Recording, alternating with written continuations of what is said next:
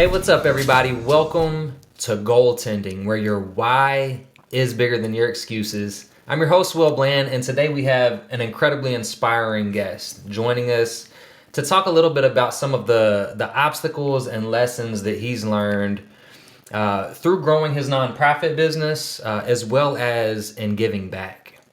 But before I get into fully introducing our guest, I do want to say thank you, as always, for allowing us to be a part of your journey. I've been receiving some incredible feedback, getting messages from new friends and old friends, just on how the current episodes that we have out have been making an impact in their lives. I love getting that feedback. So please continue to reach out. Let us know if there's things we can improve as well. If you've listened before, you know that there's an ask, but it's very small. It's just that you like and subscribe on whatever platform you listen on. Leave a 5-star review. It truly goes a long way to help other people find us as well. Continue to comment with your thoughts and questions. If there's something that you want to elaborate on from an episode or have a question about from an episode, reach out, send us a message, drop a comment. We love to hear from you. And ultimately, if you find the information useful, share it. Tell somebody else. The goal is for us to grow and to make an impact. Without further ado, our guest today is the leader behind Collide Coffee Company, which is a nonprofit that's an extension of GL Ministries. If I get anything wrong, you let me know. It's Go Ministries. Yep, you're good. Go Ministries. Okay. And we met a long time ago. Yep. We went to high school together. So we've been acquainted for several years, followed each other on social media, and then we reconnected through a passion for coffee. And his story and his growth have been inspiring to watch. I've seen him start with just selling bags of coffee to opening and operating a coffee truck that gives back 10% of every purchase to local-led healthcare programs in underdeveloped communities in the Dominican Republic, which is just incredible, awesome human being. He is a husband, a father, a friend, a genuinely just selfless person, and so much more. Juan Casa de Valle, welcome to the show. Thanks, Will. No, it's been a pleasure. It's been great kind of watching your journey, seeing other people that we know like Javier and Joey kind of, being on the podcast as well and learning things about them. I've known them for many, many years too, but learning things of their goals, how they achieved their things through your podcast. So it's been good, man. I'm proud of you. Thank you. That means a lot. I appreciate the kind words. So much in the support, just seeing everything. It's awesome to see some of the people that we, grew up with or went to school with, and to see all these different journeys of people taking different paths in life, but finding their own way of finding meaning and fulfillment. And so I've loved seeing that in you, and that's why I absolutely had to have you here to share your story. So where does the story begin, and what led to Go Ministries and Collide Coffee? Yeah, so the story kind of goes back, if you want to kind of start back all the way at the beginning, I would say it almost started in our immigration story. So our family immigrated from Cuba in 1996. And I would say ever since then, I've always had a very entrepreneurial, just go-get-it attitude. I get that from both my mom and my dad. My dad has started multiple businesses, just like in the handyman and HVAC world. My mom has done awesome stuff in nonprofit and just speaking and leadership, but she's just always been a go-getter. And I think that just got poured into our family's DNA. And now I'm seeing it kind of in my kids' DNA as well. But with it, I was actually working in the banking industry at the time. And I took a trip to the Dominican, and while I was down there, I just absolutely I fell in love with the mission of Go Ministries, of what they were doing in their communities, and just loving on people in their communities, and just the simplicity of getting to know your neighbor, meeting their needs, just loving on them, and everybody growing together. And there was this one particular, he was our Dominican founder, and he moved from a rural area into the city, and he was like, hey, there's a need for a school. I'm going to start a school. And hey, there's a need for a church. I'm going to start a church. And hey, there's a need for medical care. So I'm going to do some medical clinics on a small scale. And hey, there's needs for youth to get involved in something positive. So let me do some sports camps. Let me do some basketball camps and some volleyball camps and some baseball camps. And it just grew. Everybody just kind of fell in love with this vision that this guy had put together. And it's just grown over the last 30 years. And I was like, man, this is awesome. So came back on a Tuesday and after my trip, and then I met with them on Wednesday. And then after some time, started that following year in April. And that was kind of what got into the Go Ministries journey. What was really, really attractive about the organization was they were looking at doing things totally different in the nonprofit realm, specifically through business. So during my time, we've been able to start and operate new businesses along the way. But then came this coffee option. So in the Dominican, coffee is king. It doesn't matter if you're rich, medium class, or poor. Everybody loves coffee. Everybody has some relationship to coffee. The whole island of Hispaniola, actually, for a huge part of history, was one of the main producers of coffee. Up until just a mix of like disease and other things just kind of infected the whole island. But the premise behind it came actually after a conversation that me and my friend Jason had of, man, we love the Dominican coffee. You know, we see that everybody else loves this coffee that we're also getting from the Dominican. How can we leverage that to do even more good? So in about the fastest, most startup way that you're going to love, we started this company in about 60 days flat. Yes. So we spent 6 months just waiting for a sample of this coffee. We ended up getting 2 samples of coffee, and this was in June of 2017. Me and my buddy Jason, we horrifically cupped 2 different coffees from the Dominican, one from the south and one kind of from the central area. We picked one that we really, really loved, which was what's now and still our flagship coffee from the Ramirez estate, which is our Dominican baristas. So we picked that one. That one was the winner. And we were like, all right, so we have this.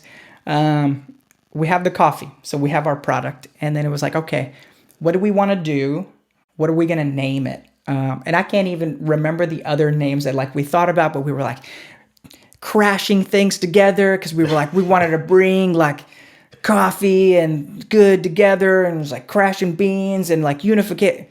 Anyways, we ended up at like looking at Google synonyms for like 30, 45 minutes trying to find things like coming together in kind of in an intense way and making an impact. And that's where we landed on Collide. So Collide, bringing 2 things together. So we got the name, and then all of a sudden it was like, all right, we have the coffee, we have the name, let's start designing some things.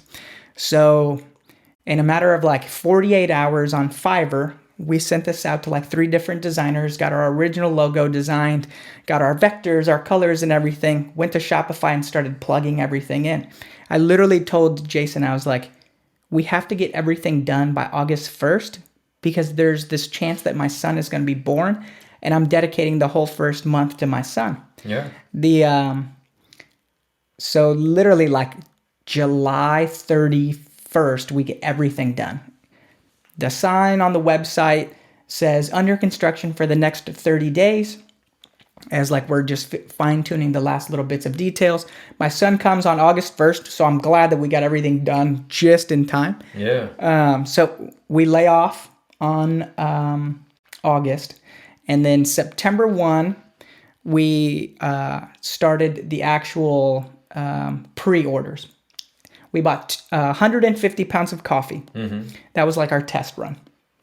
Because I was like, all right, if we can sell 150 pounds of coffee, you know, yeah, we know a lot of people, but it's like, man, 150 pounds of coffee, that's a lot of coffee. That's 150 coffee bags roughly, even with loss. So I was like, can we do that even in 30 days? So we launch it and it blows up. People are like, oh my gosh, We love it. Yes. Can't wait to get my bag. It's going crazy. Jason and I, we go have coffee at a local coffee shop on September 25th. And I look at him and I say, I don't think we have enough coffee. And we sold out of our first 150 pounds of coffee by September 25th. So I immediately got on the horn with our importer and I said, hey, I need another bag quick. And then at the time, I went into our COO's office for Go Ministries and I said, I think we have something here. And we kind of haven't looked back. We've gone through ups and downs and the struggles of COVID, the struggles of increase in costs and everything else along the way. But where the future is kind of laying out for us, we're really, really excited. So that's kind of been the journey that's gotten us to now. And now, a couple years ago, we were super blessed with our new addition. She's our head of operations. Her name's Tiffany Liu. Has tons of coffee shop experience with a huge background in Starbucks for numerous years, manager position at an airport, which I didn't know this. Those types of locations, they can run through $3 to $5 million a year. Yeah. High pace, high volume, high interaction. So we were able to add her to the team, and she's just been growing our mobile operations, our coffee trailer, just through the roof. Just creative drinks, just fun. Just people just love meeting her and chatting with her. It's just a fun experience, and the end-all be-all goal is to get into a brick and mortar. That's her goal, is to be able to get in there and build her regular people and, make sure that people understand. So our catch line is be a part of the good. And that's what we want people to know is that when they're buying coffee, whether it's a drink or if it's a bag of coffee, they are impacting, they are being a part of the good that is happening in the Dominican Republic by being able to provide these medical clinics and this medical care to developing communities. So it's kind of it in a nutshell. It's an inspiring story, and I love so many lessons just in that brief piece of the story in terms of responding to obstacles that came up, adapting, communicating with your partner, communicating with Go Ministries, like finding the way that you make this all work. And I really enjoy hearing, I saw a need and took action. He saw a need for this, he took action. He saw a need for this, he took action. A lot of people see a need and sit on it. A lot of people see a need and think about it, but are too afraid to take the action. That's a big piece of the podcast. That's a big piece of like why I wanted to start this, because I want people to know that it's okay to experience that fear, but that you can still take the action while feeling the fear. And that's why I love bringing people like you in to talk about taking the action. And people see a lot of the good stuff. They see a lot of the growth, They see the success. They don't see what goes on behind the curtain. All of the struggle, all of the obstacles that you did have to overcome. So thank you for sharing that brief piece of the story. And for me, cash line for the podcast is where your why is bigger than your excuses. I talk about having a why bigger than your excuses all the time. And I love your mission. It's so impactful what you're doing to help underdeveloped communities in the Dominican Republic. Can you talk about the impact you've been able to make so far and what your goals are with that moving forward and with helping those underdeveloped communities? Yeah, so our why really was the Dominican Republic. We saw a need, and we've done everything from education. We've done everything from a little bit of disaster relief, and we've done some things domestically here too. When the tornadoes went through Western Kentucky, this was last January.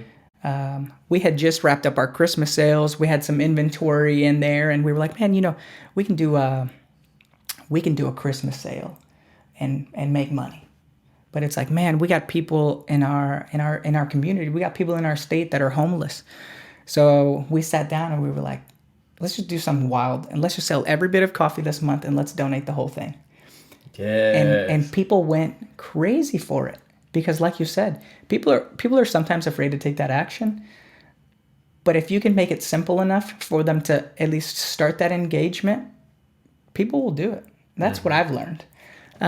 So with that, we also wanna do things here locally. One of our newest additions, her name is Avery. And our hopes is to do much more like local training. Here we have young people that are also wanting to learn trades. We have people that are wanting to have a second chance.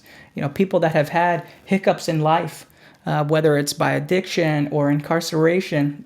We want to be an avenue for some of these people and give them a second chance, whether it's learning money management with a cash register or learning customer service and, hey, how can you take a drink? Or maybe it's packing fulfillment. Maybe it's packing up a coffee bag in a shipment. It's like we can give you that second chance, and then you can take that to a way bigger company. You can go be a manager at Amazon eventually. Our goal is to do much more of that, and we want the trailer to be an avenue for that. The trailer is big enough that it can't fit a ton of people, but the trailer is big enough that it will fit 1 to 2 other individuals so that we can teach you some of these things. We want to break into more of that. Yeah. Our give back financially is always going to be there. That's a no-brainer. But we want to do more hands-on things, and that's going to be something in the next coming up evolution. That's the thing that kind of I'm excited about is the startup avenue of it is done. I did my part. Now it's this next kind of evolution of Tiffany as the head of operations, getting the business to the next level, doing more events, the coffee shop, etc. Then you have this next wave in Avery that we have coming that wants to be in the impact, in the trenches with the people, loves the coffee, loves the mission, but she wants to see that impact grow immensely locally. So that is what I'm really, really excited kind of in that next evolution. Hearing everything be focused around helping others, giving back to others, and the story behind helping the tornado victims by selling off and seeing how people gathered around that. I think that there are a lot more people than sometimes we even realize that do want to do good, that do want to make an impact, sometimes don't know where to start. And so when you're able to create something that gives people an avenue, something to rally around, to be able to make a contribution and to help, I see that a lot in what you're doing. So I love that piece. I also love that the way that you talk about the people that you've brought in to help, the buy-in to the concept, the having values that tie into what you're building. It's very important when you're starting something I talk about from good to great. He talks about get the right people on the bus and the wrong people off. Right. And if you get the right people on the bus from the beginning, it's a lot easier to grow successfully. 100%. And it looks like you're living that. You're seeing the benefits of that through the growth that you all have experienced. A lot of people don't get started because they say they don't have the money, or they don't have the time, or I don't have the equipment I need, or whatever it is. So it's often tied around resources in some form or capacity, but I don't have the resources to do that. Right.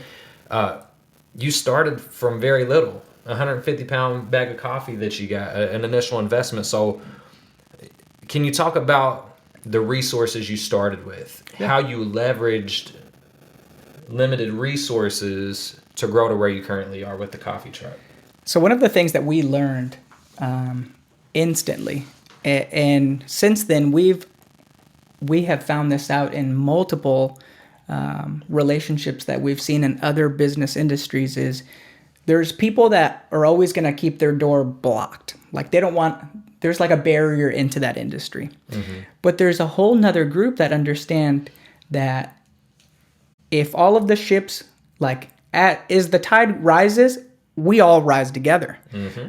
So along with that, we have found relationships that wanted to leverage that with us. So how we started was super unique. There was a roaster that had a roaster. He put up all of the money. And essentially what we were doing is we were buying time on a roaster. We were just sharing it. We found a roasting partner that we loved. His name's Caleb. He has a company out of Southside Chicago area, one of the suburbs. But he also believed in our concept. He believed in us, and he wanted to work with us. So we spent time working on the branding and the packaging and the fulfillment, nailing all of that stuff out. And then he was able to take that on from the get. So I didn't have to learn how to be a roaster. I didn't have to go buy a roaster. I didn't have to go buy boxes. At the time when we were starting out, I didn't even have to buy bags. He was buying a similar bag that I was. He was like, just buy them from me. So instead of buying 10,000, brown bags at $1,000, he was like, just buy them from me at 47 cents a piece. And that's how we started. If I had to put a dollar figure of what we actually started with, I would say it was no more than $700. I know that in the initial startup capital, that included the whole run-up. We raised $7,000 to get everything started, and that was 6 months of operation. That included marketing, bags, a little bit of everything. Yeah. And I know in the initial to get started off of the ground, we didn't come near using that. Like our 150-pound bag was like $400. Our labels, like our first 100 run of labels, was no more than $100. Bags, we were buying them one by one from our partner at 47 cents. So if I had to put a number, I'd say we used no more $700 really to get it started. The biggest thing was finding the right people that were already using the equipment and then figuring out, hey, what's the right dollar figure for us to use your equipment, or you do the thing on your equipment for us and then allow us to repackage it. That was the biggest thing. That happens more times than people think, even with the big brands that they love, even with the local brands that they love. People don't see the behind the scenes things of, it's really one company that's making it for multiple different brands. They've just negotiated some deals. So by no way, shape, or form should you let the financial piece hold you back on something that you want to pull the trigger on.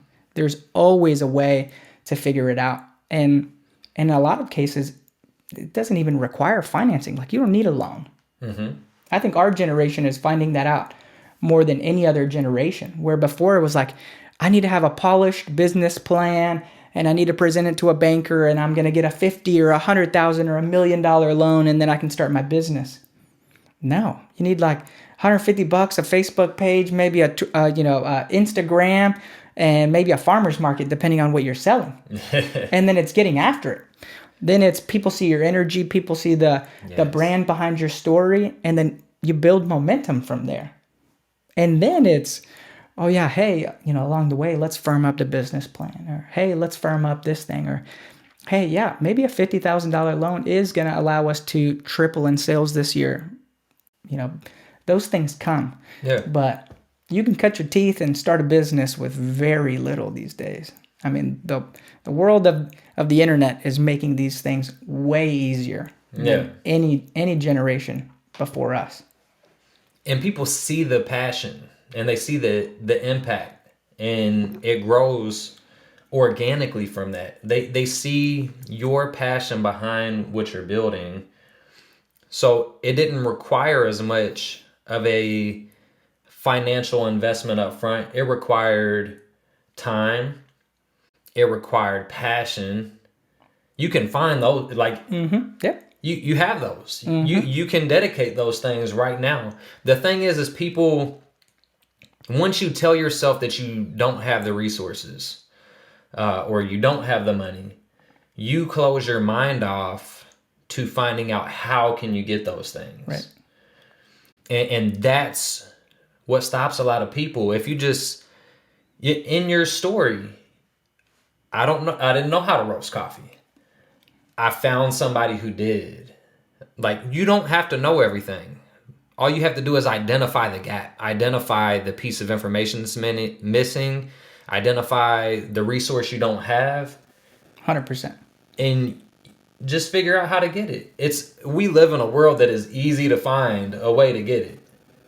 Very easy. Whatever you're missing, you can find a way to get it. So that piece of your story is fantastic. You started with so little and have grown it substantially through time investment and passion. Yep. Is what I see. So we've talked about some challenges, but I always love to really dive into, one or two biggest obstacles. Yep. And how you either overcame it or learned from it. Yeah, so I think there's a lot. There's a lot behind the scenes that I have no problem opening up the curtains of, like, here's the struggles that we went through.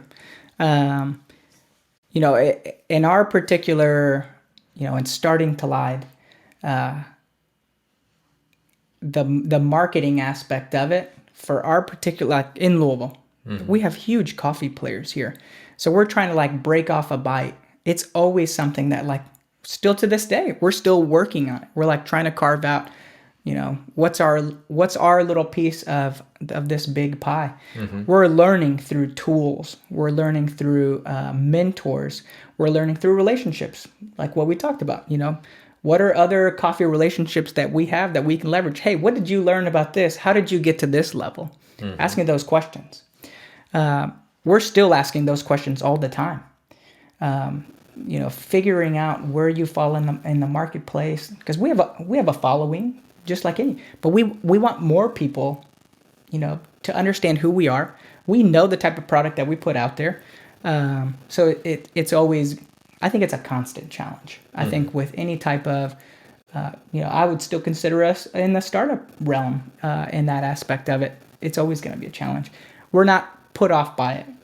We're some days we're encouraged by it. Some day we're not so encouraged by it, but that's okay. But we understand that we got to go out there and we got to, take the pictures and the videos, and we got to, like, do the events. And no, we're not 100% happy all the time, but we balance that out with other good days.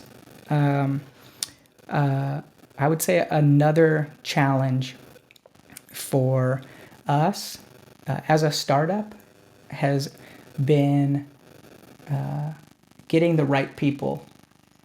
Now I think we have the right people. Yeah. But that's a very legit thing that, like, you have to hunt after. I mean, when you think of, this is one of the things that I've had to work through personally is, I look at Collide like my baby. Like, it's something that it was kind of birthed out of my kitchen, but it's not so much of, like, my day-to-day operations. There's so much more that I'm doing now for, our bigger, for our ministry more than the coffee company. But because I was part of the inception of it, because I was, there's things that I would do for it that I know that future employees aren't going to do for it. Yeah. There's that like founder syndrome that I still fall into. I'm like, yeah, that's fine. Like, let's just work 12 hours to get it done. It's like, no, that's not a thing. People love our mission and they're passionate, and, Tiffany and Avery don't mind being in the trenches if we're all in the trenches. Yeah. But I can't, it's not fair for me to be like, yeah, hey, Avery, hey, Tiffany, work these 12-hour days. I would work these 12-hour days. Why wouldn't you? It's not a fair thing. It's something that I'm learning. It's something that we've been able to walk through. It's a challenge. Yeah. I think any founder, it doesn't matter if it's Facebook, Twitter, Tesla. When you look at Elon Musk, works longer hours. There's weight that he carries that nobody else inside the company carries. It's part of that founder syndrome. It's a constant thing that I'm working on. I think I'm getting a little bit better at it finally this year. But I think it's like a constant challenge. I think it's always going to be there a little bit. But we're getting through it a little bit at a time. Yeah. And part of that is like, first off, just building awareness of it. And so you're aware of it, and that in itself allows you to start to consciously take deliberate actions toward, improving in those areas. So I think that that's really important. Yeah. Also, I really enjoy the piece about reaching out to other coffee businesses in the area to learn from. Yeah. Because a lot of times when starting a business, you might come in with a mindset of looking at them as competitors. I'm selling coffee. They sell coffee. We're competition. Mm-hmm. But the truth is, and some industries may have some differences. I do believe the coffee industry is a very friendly, inviting, welcoming industry. But a lot of people want to help. A lot of people like sharing their experience. And just like you said, if I say it right, rising tides raise all ships. Yep. So it's good to help each other. It's good to lend that information to help another person in the industry. You just have to be active in reaching out and to, showing. And when they see your passion and your genuine, concern of I want to help this industry. Right. They want to help you. They want to share their resources, their knowledge, what they've learned. 100%. So that you're able to grow too. 100%. So I love hearing that. I love seeing that. And I think it's important for people to understand that you don't have to come in looking at other people in the same industry as competition, but rather as allies or people that you can connect with and learn from. Now, some people and in some industries, you are going to get turned away. I mean, it all depends on what you're doing. Just going to happen. Yep. Yeah. But that also doesn't mean that you don't find someone else. Right. I think it's important to point that out. Yeah. Well, and I think one of the things that I love, and I've done this in kind of everything in my life, is I always try to find a mentor in some kind of avenue that I'm always going to learn from, whether it's from the business development side in coffee, whether it's in business development and ministry, whether it's, coffee trailer operations. And that's something that I pour into our crew as well, whether it's going to business lunches. What are the other business owners doing? What are the other food trucks doing? Mm-hmm. Why are they doing it like this? Why are we doing it different? Do they know something better? And then getting out there and asking them. Yep. There's been so many times like that where it's just been like, hey, can we just ask you a quick question? And it's like, oh yeah, I made that mistake and this mistake. And oh yeah, no, don't talk to this lady. Talk to this other lady. This lady will help you, file these papers better. Yeah, they'll give you the insights because they're like, oh yeah, I remember when we were there too. Yeah. That happens more times than you would think. Yeah. Is what I have found. Very few times has it ever been like, you work for where? Yeah, no way. Mm-hmm. Most of the times it's like, let me slip you a piece of advice. Almost 9 times out of 10, that's been the case. Mm-hmm. So people want to help. So I'm really big on trying to establish a good review and refinement process. I think it's very important to constantly evaluate, are you making progress in the right areas? Are you focusing on the right priorities? It's easy if you're not doing reviews to get a little off track. Right. So just curious, do you have any kind of established regular review process in relation to your long-term goals for the company? And if so, how frequently, and what does that review process look like for you? Yeah. So one of the things that we've loved on a short-term basis is I love a weekly check-in, and it's 5. It's quick. I asked 3 questions, and it's what did you do last week? Like, what did you accomplish last week? What are you aiming to do this week? And then there's like a fun question. It's like, what did you have this weekend? What was your favorite restaurant? Like something fun you did with your family, something fun. But it's just like a check-in. It's like, all right, how are things going? I do a monthly check-in of like, hey, how's the month going? We look at the financials. We look at the analytics. We nerd out on those things. But then one of the things, and you've mentioned it twice already, is actions. So one of the things that I've implemented in my life last year is this concept of a scorecard. And I actually got it from a high-end local executive that I met. And she gave me the cheat sheet into her life. I was like, how did you function all of these things? She gave me the cheat sheet into her life. And I've modified it into mine. I've modified it into my ministry area. I've modified it into the business. I've modified it into the people around me. But it's this concept of a scorecard. So in this scorecard, one of the things that, one of the top things to grade is the actions. What's the actions that you're putting in there? So then the other three areas are much more results based. But you can't get the result without the actions. Yeah.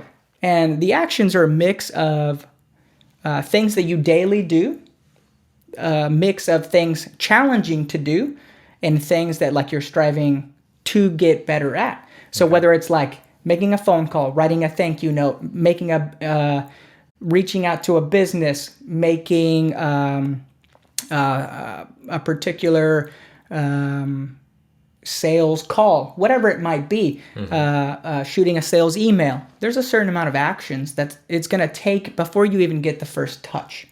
What do they say in sales? It takes 5 to 6 calls before you even get a conversation. That's 5 to 6 actions that we get to take down.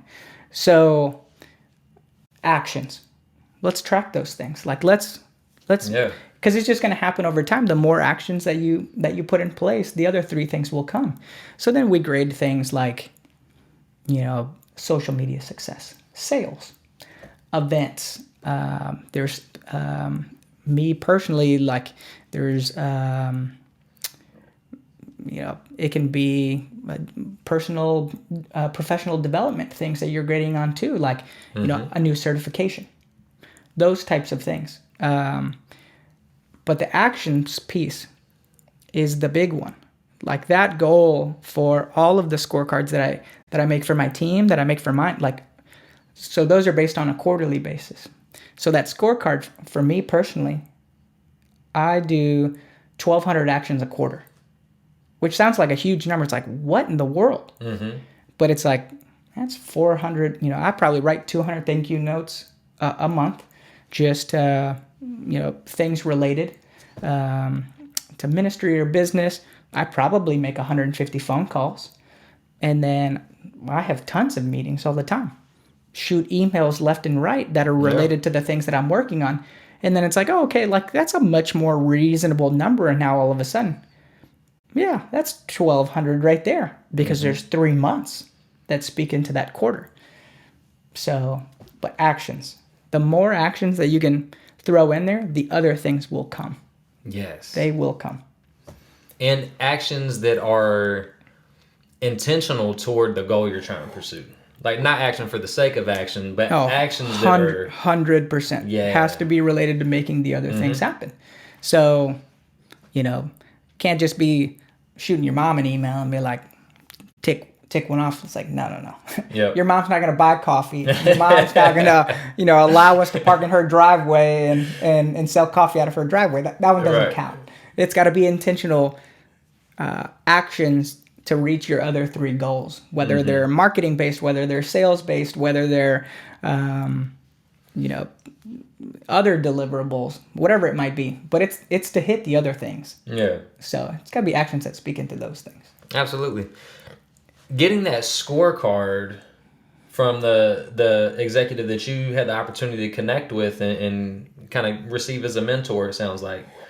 I really like that you said you got the scorecard and you modified it. to your situation, to what fits your life. I think that that's very important because there's an endless amount of books and podcasts and motivational speakers and people who, are like, I have the success formula. It's not 100% the same for everyone. Right. There are definitely, there are definitely some things that apply to any scenario and situation. Right. But I think it's important to understand that what works for one person may not work for you.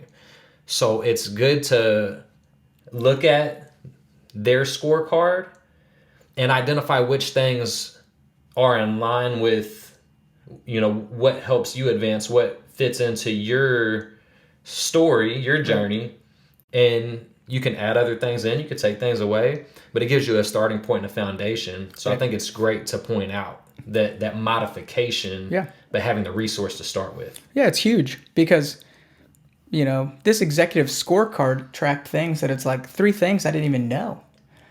She was tracking 5 different things all weighted at 20%. And she was like, you don't have to weigh each of these 5 things at 20%. You can, speaking on the coffee side, 30% of our scorecard is the sales aspect because we want to hit those numbers. Those numbers are going to allow us to get to the next level in the business. 20% is actions, 5% is events. It can be a mix of those things, and that can be anything in your life. That can be, pick the industry. Let's say you're a cashier at Walmart, but you eventually want to be a manager. What are the daily actions that you can take into play to reach your goal? Is it a certain amount of conversations? Is it signing up for extra shifts? What are the things that are applicable to help you reach your goal? And then just modify those things.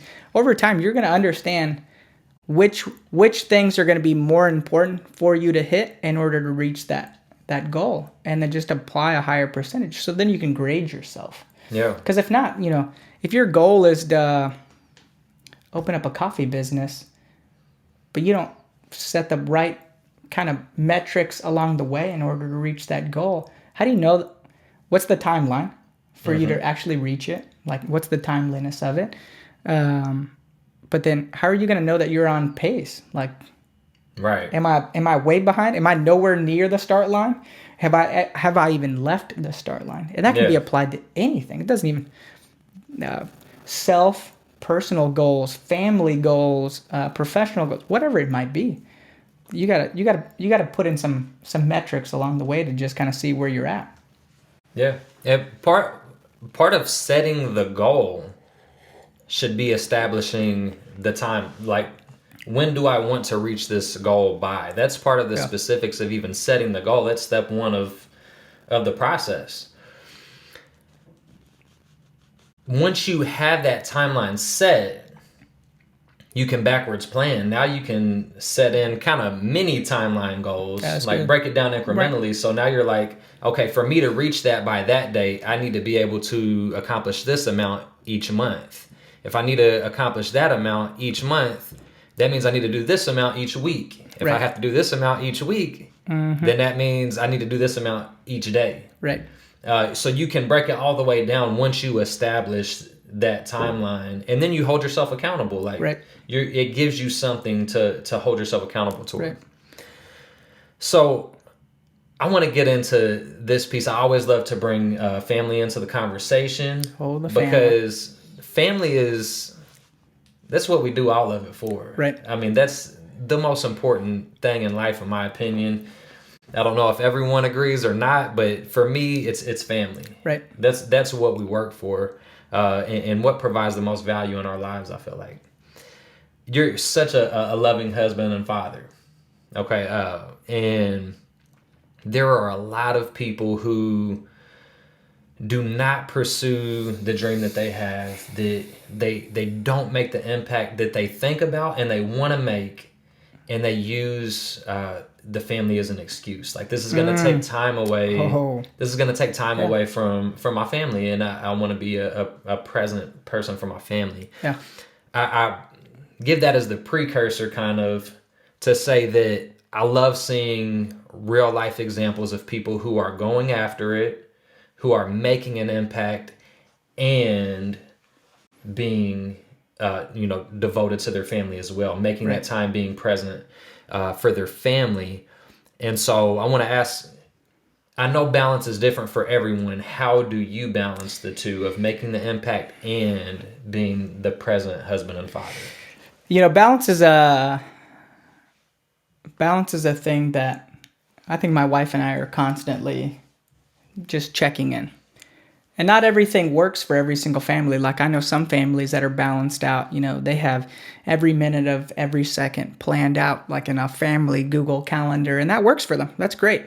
That's not how my family functions. That's not how I function. So I think one of the crucial pieces that I can probably not say enough, if I could say it into this mic 15 times, I would say communication. Communication is your number one key. And this is the one thing that I've seen just like in our friends, that are married, the amount of couples that I see that just don't communicate those things together and set those foundations through communication, it creates such a hard balance. Because it's, whether it's like, hey, honey, I really need a round of golf today. Like, work is killing me. Setting that precedent.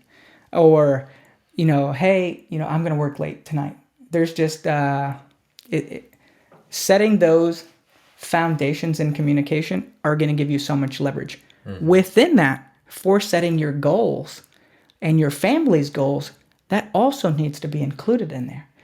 So one of the things that my wife and I do is we do at night, like put the kids to sleep. We always like to just like a check-in. Hey, what's going on?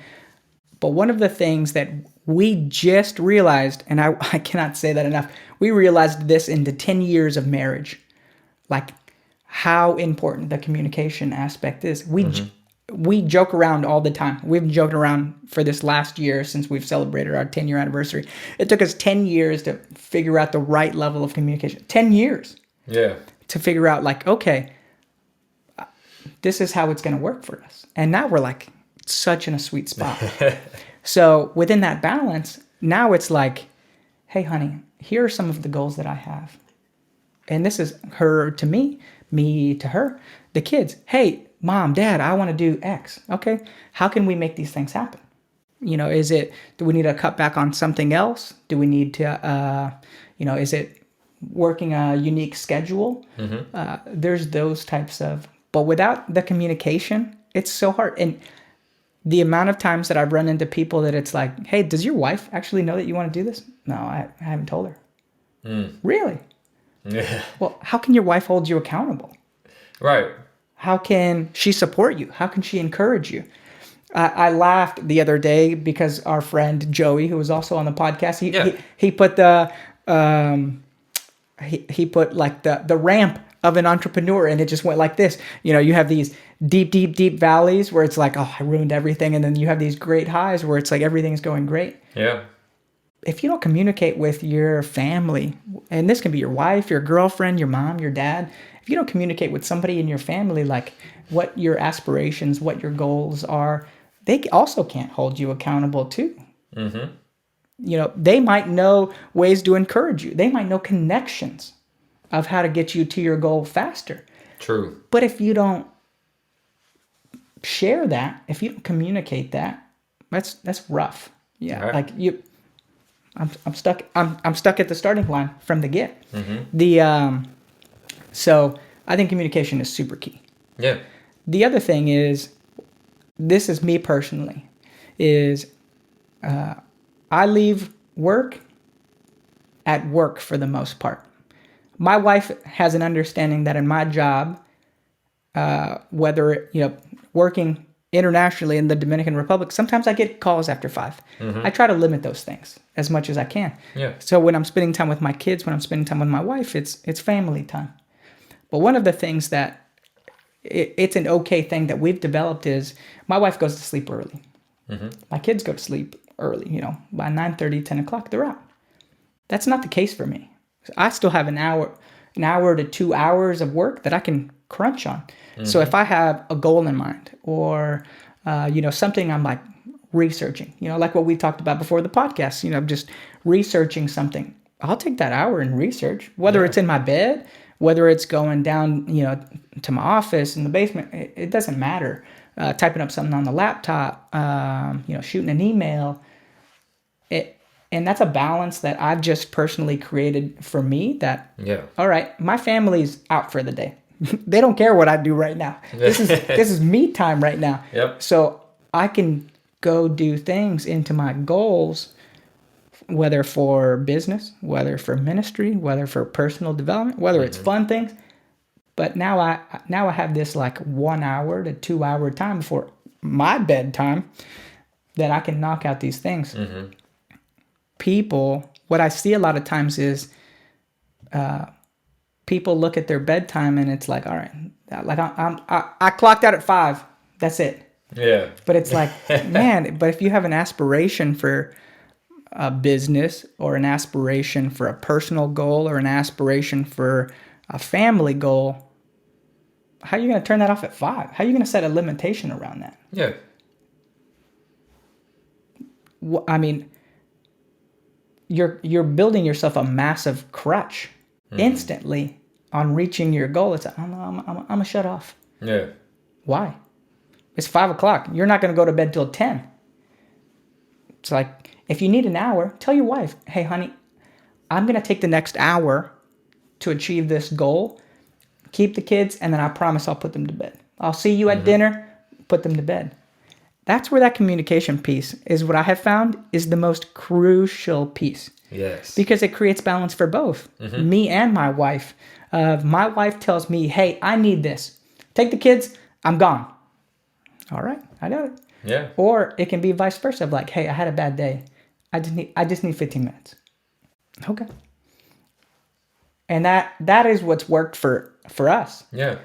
That's the biggest thing that people got to figure out is what's that coming to play in your family? And that doesn't have to be a wife or kids. Sometimes that's mom, dad, brother, cousin. Maybe it's a girlfriend. Maybe it's friends. But it's like setting that type of balance with them, I think, is what's important. But you got to communicate those things. That's where it's crucial. So I hear a lot of teamwork in there. Like when I think of any team sport, communication is a critical factor to success for that team. And so I look at my wife as a partner. Right. Like we are a team. I tell my kids we are a team. Right. Like we work together, and communication can't be emphasized enough.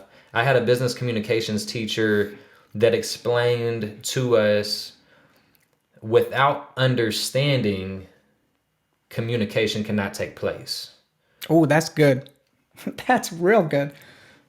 I've held on to that the last, that was probably 12, 13 years. That's real good. Since I had that class. And it rings so true, because just because you say something to someone doesn't mean that it was actually communicated. Right.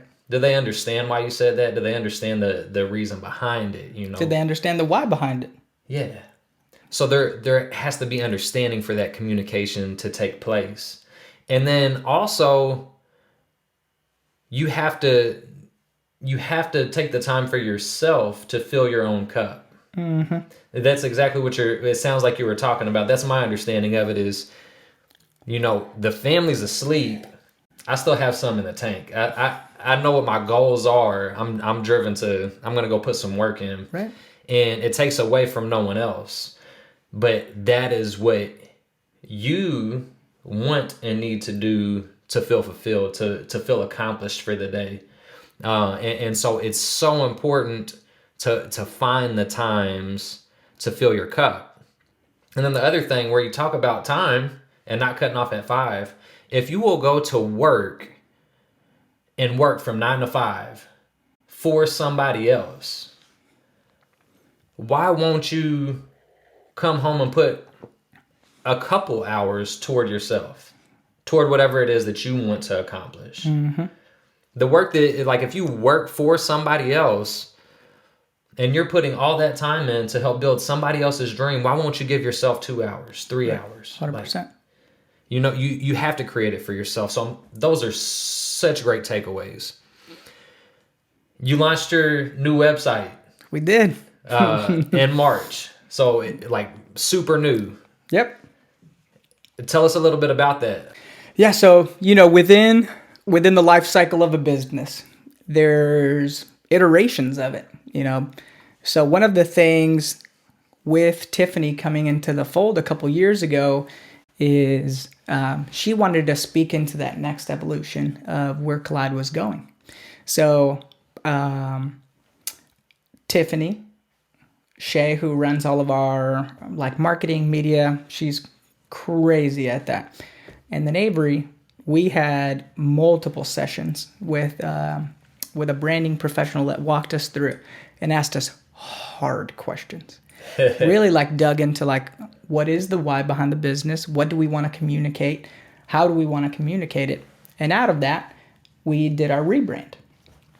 Not the name of it, but just the logo and the aesthetics and how everything looked. Mm-hmm. And we wanted to be very clear about what we were communicating and why we were communicating it and how we communicated it. So we poured a lot of time and energy. Yeah. And we launched that in March. We had our relaunch party here locally, and that was a lot of fun. And I think people have really, really loved the concept. People are loving the new logo. I think people are finally connecting that picture of buy the coffee and I'm a part of the good. Mm-hmm. Buy more coffee, more good happens. Yeah. So it's been a lot of fun. Well, I can say I've been on the website. It looks great. It's very easy to navigate. And I love the way that you did your relaunch party, the way that what you are doing allows people to be a part of the good. Mm. Is there anything I didn't ask today or that we didn't hit on or talk about that you think would just be helpful to share that somebody might be able to take action on or apply to their journey? Yeah. One of the things that I have noticed more than ever, and this is what I would encourage anybody right now to do, especially if you're in your 20s to early 30s, this is the number one thing that I would do is take the time and invest in yourself. Mm-hmm. I see it all the time. People that, by the time that they hit 35, they have one skill set. It's they're good at X. And it's all right, if now that company or that industry goes under, what are you going to do? You have one skill set. Mm-hmm. I was even almost telling my brother not too long ago of hey, you got to learn some new skills. You got to pick it up. Whether that's web design, whether that's SEO, social media stuff. Yeah. Even just how to build a podcast, whatever it might be. There's so many great courses online right now, more than ever. Whether it's masterclass, whether it's there's this online courses called Udemy, where it's professionals in the industry are teaching you these courses. So now you can learn about how to launch a podcast or how to launch a business or how to do Facebook marketing or how to do TikTok marketing, whatever it might be. Mm-hmm. Read some books, find some mentors, go get some wisdom, learn new skills while you still can, while you're in your 20s, early 30s, and build that up. Because when you're in your 30s and 40s, all of those skills are just going to come into play in big ways. There's all kinds of things that I learned for Collide that now I'm leveraging in other spots. Yeah. I built that website. I don't know how to build a website in 2017. I Googled how to build a website using this platform, and I built it. I learned how to do small bits of code. I learned image cropping on digital platforms. Yeah. But it was those 2 hours of the day, on YouTube or, Google, hunting the stuff down and building, the bag of tools in order to do these things. That is my biggest thing that I would tell people. And even after, while in your 20s and 30s, build it heavy. but never lose that learning mentality. The second, I mean, we hear it all the time. The second you stop learning, you start dying. Yeah. And it really is true. The second that you think that you're an expert in a field and you know everything, oh yeah, you just shut the door in a big way. Mm-hmm. You always got to be learning new skills, and especially in our time and age where technology is changing everything almost on a daily basis. Yeah. You got to keep that learning mentality. There's things that I'm not going to learn TikTok. It's beyond me. But you always got to be learning something, whether it's in a book, whether it's in a course, whether it's from somebody else, whether it's in a good podcast. I think that's so important, and we cannot forget that. That would be my biggest takeaway. You have to constantly grow. I agree 1,000%. And a thing that I want to add into that, when you talk about that 20s age range, when you go to school, you have a very structured system through all of your childhood up until, 18-ish years old. And you're going into your early 20s and you've had this structured system and you're in that early process of, okay, now what? Now I don't have that structured system anymore. And so I hear people all the time, and I know that I was there. I know that my wife was there. I know that everybody a lot of the people that I talk to through their 20s aren't sure which direction to take. They're like, I'm not sure what I want to do. I'm not really, Right. Yeah. I don't know what path I want to take. You don't have to know the exact path you want to take to develop yourself. Right. And often just by finding ways to grow and to learn, you will stumble upon your purpose and your path. Like it will come to you naturally just through growing, even if you don't know exactly what you're growing for yet. Right. So I just want to add that in there. Growth 100%, but you don't have to know yet. 100%. Just take action. Just start learning.